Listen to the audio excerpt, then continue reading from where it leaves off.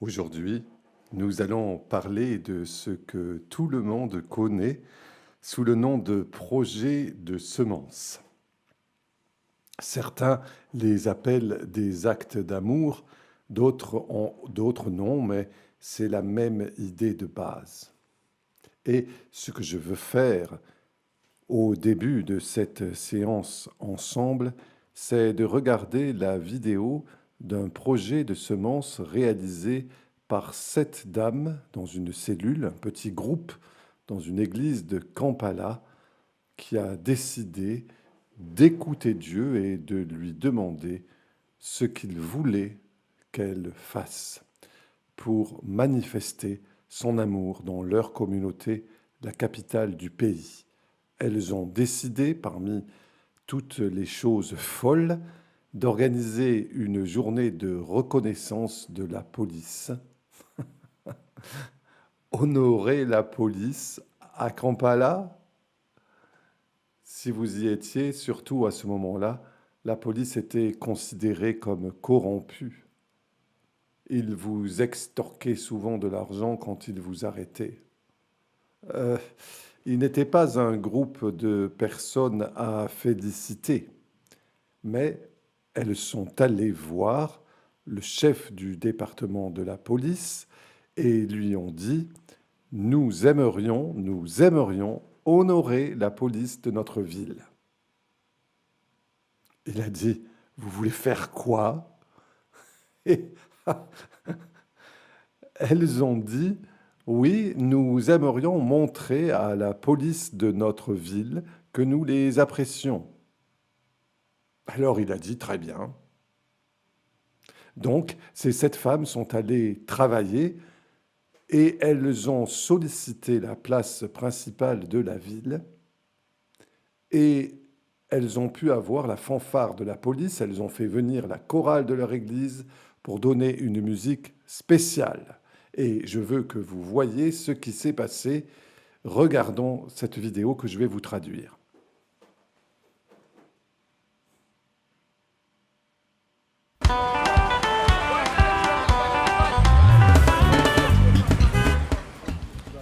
Kampala ou Ouganda est comme beaucoup de villes de l'Afrique de l'Est. Il y a beaucoup de gens, mais il y a peu de ressources pour fournir des services. La police souffre de sous-effectifs, sous-payés et mal appréciés. Comme dans la plupart des villes du monde, la police est ressentie comme amie seulement quand on a besoin d'aide ou de protection. Le reste du temps, ils sont vus comme oppressifs, qu'ils fassent bien ou mal leur boulot. À cause de ces choses, la police de Kampala souffrait d'une morale basse. Ils voyaient le problème, mais pas la solution. L'église pentecôtiste de Kampala a 7500 membres avec 4 cultes le dimanche.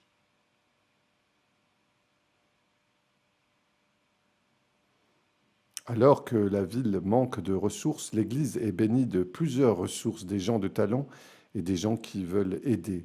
L'un des 600 groupes de l'Église a reconnu ce manque de morale et ils ont décidé de montrer le bien qu'ils faisaient à la ville et aux résidents. S'organisant en un groupe amical qui s'appelle Harmonie, ces 7 femmes ont organisé toute une journée pour honorer la police de Kampala. Harmonie, avec KPC, pensait qu'il pouvait faire quelque chose dans la communauté pour s'approcher de la police, pas seulement avec du conseil, mais de faire un pont entre la police et la communauté.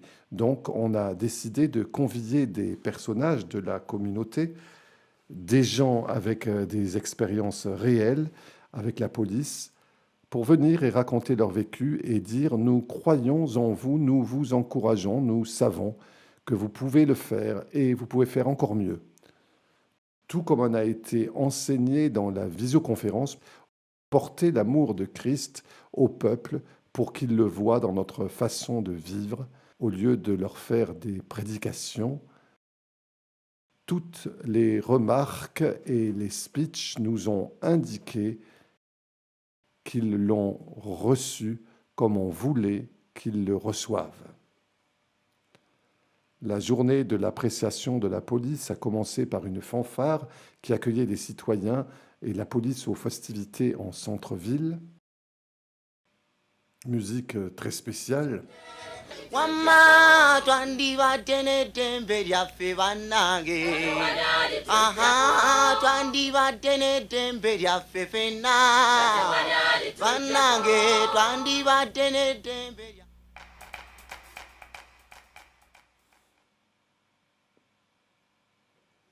Le ministre des Finances et l'ambassadeur des États-Unis rappelaient des moments forts de service aux résidents de Kampala. L'élément de la loi de tout pays est la police. Et le maire a exprimé sa gratitude pour le travail sans cesse de la police, prenant position ainsi contre la corruption et réaffirmant la valeur et le mérite de la police. Et enfin, le chef de la police a parlé. Vous ne savez pas tout ce que votre présence ici a fait dans les cœurs de ces officiers. Vous ne savez pas combien d'énergie nouvelle vous avez mis dans les cœurs et dans les esprits et dans les corps des officiers ici même. Vous allez voir, plus nombreux, nous allons travailler dur, sachant que là-bas, il y a des gens qui apprécient ce que nous faisons.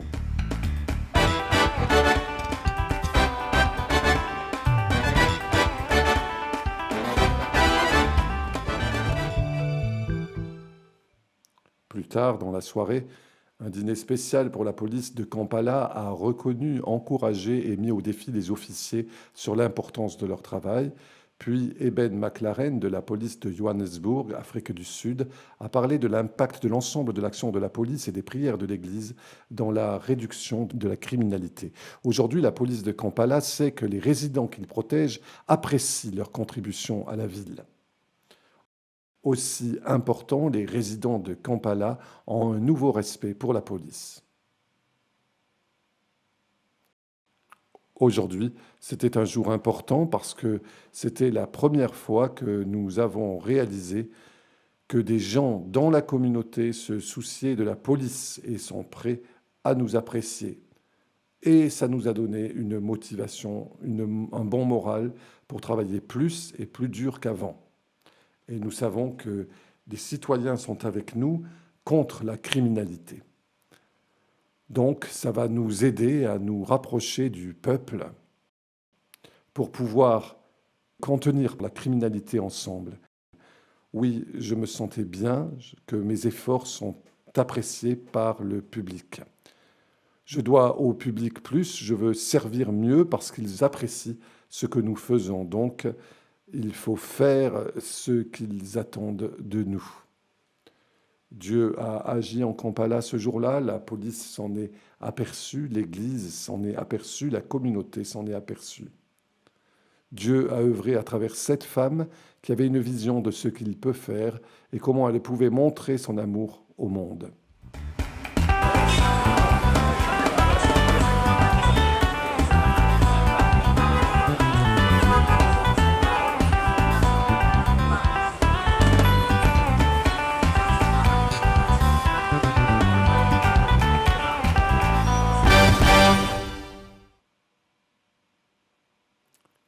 Qu'avez-vous vu? Eh bien, vous avez regardé l'expression sur le visage de certains policiers. Ils ont du mal à croire ce qui se passe eux-mêmes. Et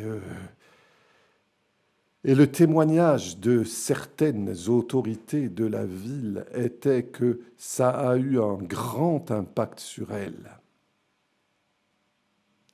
Mais le reste de l'histoire est aussi intéressant que la première partie de l'histoire. Car après cela, la police s'est approchée de cette église et elle a dit, pourriez-vous organiser un séminaire ou un enseignement sur l'éthique pour nos nouvelles recrues? C'est la police qui demande à la communauté de fournir une formation à ses agents. Puis, finalement, c'est devenu une relation d'aide pour les agents de police. Et l'impact de ce petit projet de semences est devenu énorme. Bien, quand vous regardez ce projet, vous dites « nous ne pourrons jamais le faire ». Eh bien, je vous dis que ces 7 femmes n'y ont jamais pensé non plus. Mais alors qu'elles commençaient à y penser et à planifier, Dieu a mis les choses en place. Parfois, les projets semences sont très petits, et vous le verrez plus tard. Mais parfois, ils se transforment en quelque chose d'assez important. Alors que nous commençons notre étude sur les projets semences, ce que j'aimerais faire, c'est d'examiner quelques références bibliques aux semences et voir ce que nous pouvons apprendre d'elles. Regardez l'image et vous y verrez 5 passages des Écritures. Et ces 5 passages des Écritures sont quelques références clés à une période agricole au cours de laquelle la Bible était écrite et qui parle de semences, et il y a des leçons à tirer de chacun de ces passages. Le premier, Jean 12, 24, parle de Jésus qui prédisait sa mort. Il dit « Si un grain ne tombe dans le sol et ne meurt, il ne produira pas de fruits. » Le principe à apprendre de cela, c'est que le fruit requiert un sacrifice. Le fruit de notre salut est un fruit, mais il a été possible grâce au sacrifice de la vie de Jésus. Parfois, quand je regarde les milliers de projets semences qui ont été réalisés dans le monde, il semble que plus le sacrifice est grand, plus le fruit est grand. Sacrifice signifie abandonner quelque chose que vous auriez utilisé pour vous-même. Et plutôt, vous l'utilisez au profit des autres. Un deuxième passage, Matthieu 13, la parabole de la graine de moutarde. La leçon ici montre clairement que rien n'est trop petit ou insignifiant devant Dieu qu'il ne puisse utiliser pour multiplier et produire du fruit. Le troisième passage, Jean 4, 37 à 38, Jésus dit que l'un sème et qu'un autre moissonne. Bien, quelle est la leçon? Une leçon, c'est que chaque tâche est tout aussi importante. La récolte, c'est plus amusant. J'aime utiliser l'illustration ou la question « Que se passerait-il si Dieu vous appelait à entrer dans une communauté où l'Évangile n'avait pas pénétré et à être témoin de l'amour de Dieu dans cette communauté ?» et que vous ayez travaillé pendant des années pour manifester, exprimer, proclamer l'amour de Dieu. Puis un autre missionnaire ou une église d'une dénomination différente arrive et tout à coup, le Saint-Esprit commence à œuvrer et tout votre travail dur est récolté par quelqu'un d'autre. Ça ira pour vous? Bien. En tant qu'être humain, nous réagissons à cela et nous pensons « Oh mon gars, ça serait dur ». Mais ce que Jésus nous enseigne, peu importe qui sème et qui récolte. Ce qui importe, c'est d'être obéissant à la tâche que Dieu nous a confiée. Donc, c'est un principe très important qui vient des semences. Un autre passage, c'est 1 Corinthiens chapitre 3, dans lequel Paul dit que Dieu est celui qui fait croître la moisson. Donc, que nous plantions ou que nous moissonnions, nous ne pouvons pas nous en attribuer le mérite parce que nous donnons ce que nous avons à Dieu et c'est lui qui le fait grandir. Le dernier passage, 2 Corinthiens chapitre 9, c'est « semer généreusement ». Quelle est la leçon? Plus nous sommes généreux, plus nous sacrifions en fonction de ce que nous donnons pour démontrer l'amour de Dieu, plus Dieu reçoit la gloire. Donc notre générosité apporte la gloire à Dieu. Ce ne sont que quelques principes très simples, mais aussi des principes clés dans le cadre des projets semences. J'aimerais que nous examinions l'objectif d'un projet semence. Eh bien, il y a deux objectifs principaux. L'un est de donner à l'Église locale un outil simple et efficace pour aider l'Église à commencer à manifester. Notez que le mot « commencer » est souligné dans cette diapo, parce que les projets semences sont souvent de petite taille. Nous ne voyons pas la continuation de l'effort du projet semence, bien que parfois si. Mais c'est pour commencer à démontrer l'amour de Dieu aux gens à l'extérieur de l'Église. Vous savez, il est important de commencer simple. Mon petit-fils et moi, un peu plus tard cette année, nous prévoyons d'aller en Espagne et de marcher 160 km à pied ensemble. Lui et moi, nous avons commencé à marcher ensemble quand il n'était qu'un bambin âgé de 3 ou 4 ans. J'aimais escalader les montagnes. Je le fais toujours. Je ne suis pas capable maintenant d'en faire autant que j'aimerais. Et mon petit-fils, Christian, si je lui demandais d'escalader une montagne avec moi, quand il avait 3 ans, il dirait « Ouais, grand-père, allons-y !» Alors, si nous essayions de grimper la montagne, il se blesserait, il se râperait les genoux. La fois suivante que je lui ai demandé de faire une promenade avec moi ou de faire de l'escalade, il disait « Non, grand-père, je ne veux pas faire ça. » Parce qu'il s'est souvenu qu'il a essayé de m'accompagner avant et que ce n'était pas une très bonne expérience. Donc, les projets semences sont pour les églises locales un outil simple pour permettre de montrer l'amour de Dieu pour le reste de leur communauté. Et il ne faut pas faire des projets de départ si importants qu'ils aient de bonnes chances d'échouer. Il faut avoir une bonne chance de succès, afin que, ayant eu ces succès, ils puissent démarrer des projets plus importants. Donc, le premier but est de donner à l'Église un petit outil efficace pour commencer à montrer l'amour de Dieu en dehors de l'Église. Deuxième objectif, c'est de permettre aux églises locales de proclamer l'Évangile dans les faits.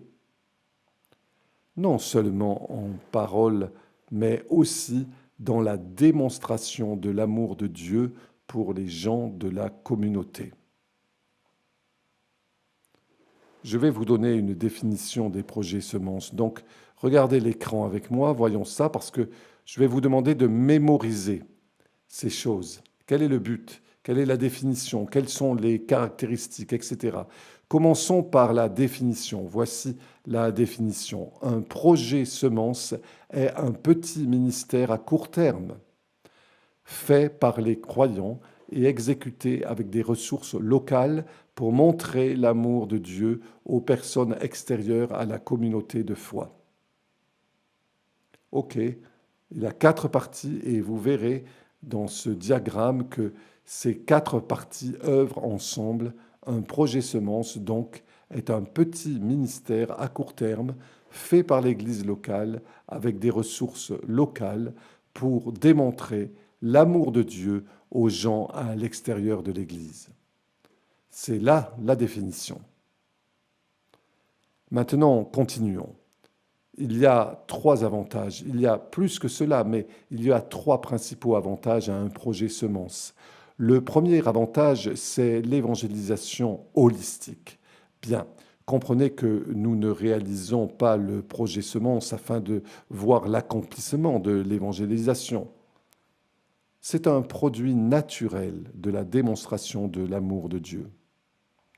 Quand les gens sont touchés par Jésus à travers ses disciples, à travers les membres de l'Église, ils sont touchés par l'amour du Seigneur. Cela les impacte.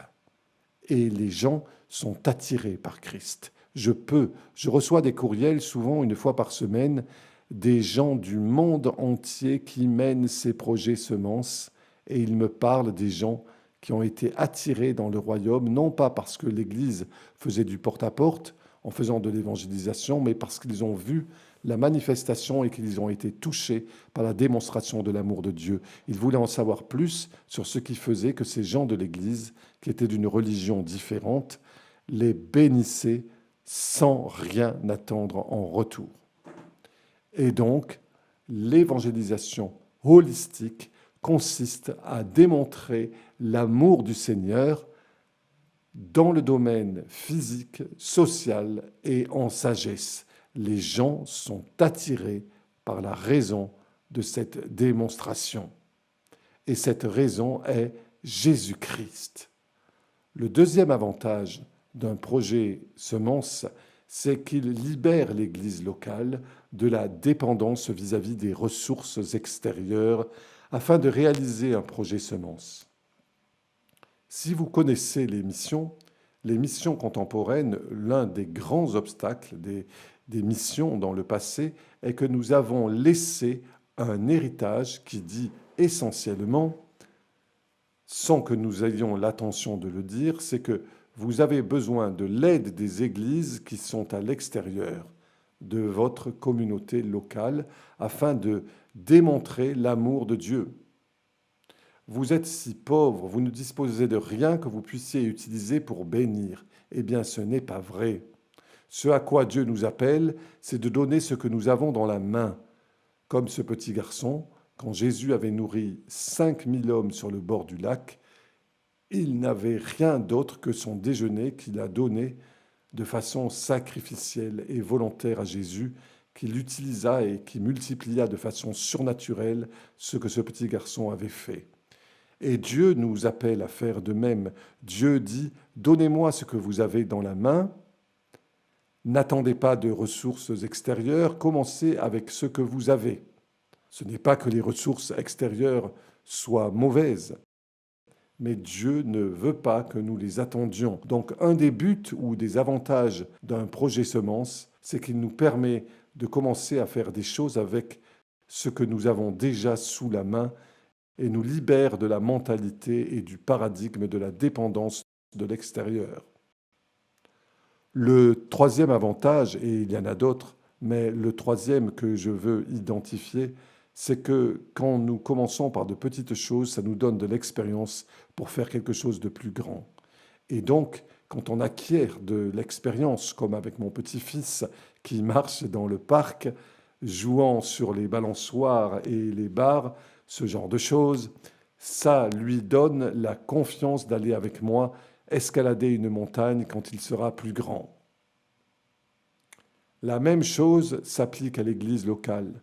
On n'a peut-être pas confiance pour faire quelque chose de grandiose, mais faisons ce que nous pouvons avec ce que nous avons. Et cette expérience bâtit en nous la confiance pour autre chose. Donc, il y a 3 avantages principaux, 3 avantages. Numéro 1, l'évangélisation holistique. Numéro 2, la liberté pour l'indépendance. Et numéro 3, c'est l'expérience et la confiance pour réaliser quelque chose de plus grand. OK, vous voyez ici sur cette diapo sous forme de graphique. Cela aide de le voir sous forme de graphique et de s'en rappeler.